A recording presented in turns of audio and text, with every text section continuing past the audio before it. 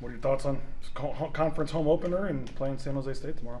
I think it goes to show every team in the Mountain West is really good this year.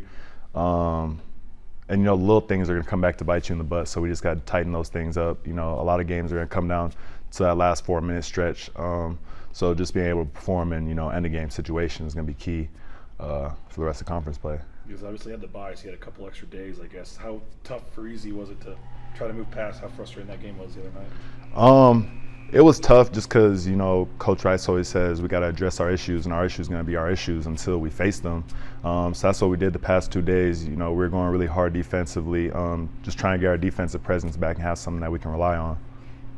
How nice is it to have Marcus Shaver back? It was really nice. It felt good out there. You could just tell when he's out there, he's making plays for himself, but he's also making plays for everybody else. And, when you have such a good player, the whole defense kind of is focused on him, so it opens up a lot of shots for everybody else. How difficult is it, and this could be anybody that fouls out, but is it when you have two guys in the middle of the game that are guys that play 30 minutes foul out? How different is that when you can't have certain people in Right, the game? that was very difficult for us, and it was a very hard thing to overcome, and that was one of our focuses this week, just not fouling, having our technique right so that the refs can never be an excuse for us. What was the biggest learning moment or takeaway from that final stretch against Nevada? Like we were just talking about fouling, we can't let ourselves get into that position. I had that problem earlier into the season. It's showing up again, so we're just trying to cut that out. The defense the last 2 games hasn't been where it has been. What are you guys seeing and why it's struggling? Giving up on threes, too. I think it's just something we had to mentally think about before every game. Earlier in the season, we were playing Colorado and Loyola Chicago. It just felt a lot different. We're out there. Just getting back to trusting each other and talking and having each other's back. I think that's what we did the past 2 days and it's going to show up tomorrow. The 3-pointers they've been hitting, are they just hitting shots, or are you guys doing something differently? Because you guys usually are pretty good against the 3. Right. Part of it was just, they're hitting shots, but we don't want to let that happen. So that was another thing we're working on these past 2 days, just making sure we're getting a hand up when we get out there, keeping guys off the 3-point line, make them drive, and having the next guy there to help.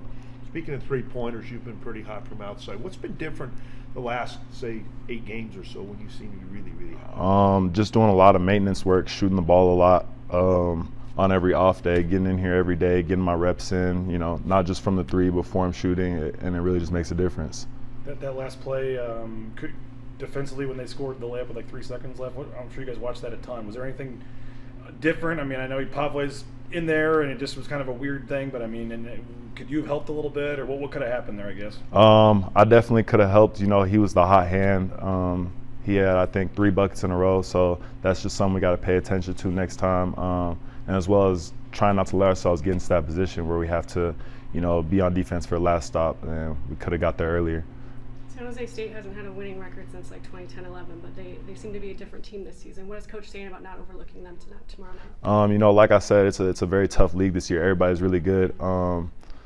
So yeah, we're not gonna overlook San Jose State like I think some of these other teams did. We know they're a talented team, so we're ready to get into a dogfight tomorrow. Looking at them, what stands out? I mean, this is easily their best team in a long time. So what stands out? They rebound very, very well.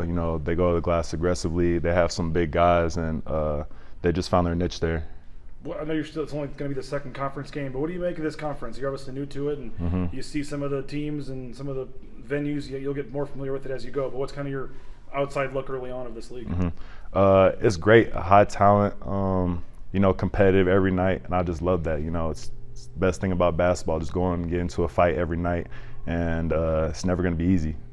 I mean, San Jose used to be one of the games you could just chalk up, but there's really not any like that this year in the league. I mean, it looks like night in, night out, it's going to be a battle no matter who you play. Right, yeah, and that's just, even on off days when you have 1 or 2 days off, you still got to be locked in and get in the gym and take care of your body and watch film, because when you play again in 2 days and everybody's a good team, you just got to always be prepared. And taking care of your home court, how big is it, especially in conference? Oh, yeah, very important. And just having pride of, defending your home court and not want to lose at home, that's big.